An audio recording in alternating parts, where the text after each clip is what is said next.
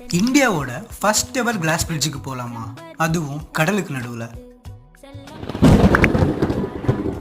இங்கே கியூக்கு price range 75-300 இருந்தாலும் எல்லாரும் போகிறது என்னமோ ஒரே போட்டில் தான்.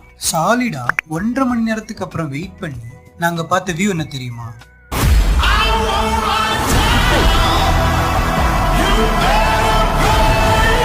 போட்டு போய் சேர்ந்த இடம் விவேகானந்த மண்டபம். ஏன்னா இங்க இருந்து தான் நம்ம இந்தியாவோட ஃபர்ஸ்ட் எவர் கிளாஸ் பிரிட்ஜுக்கு போக போறோம்.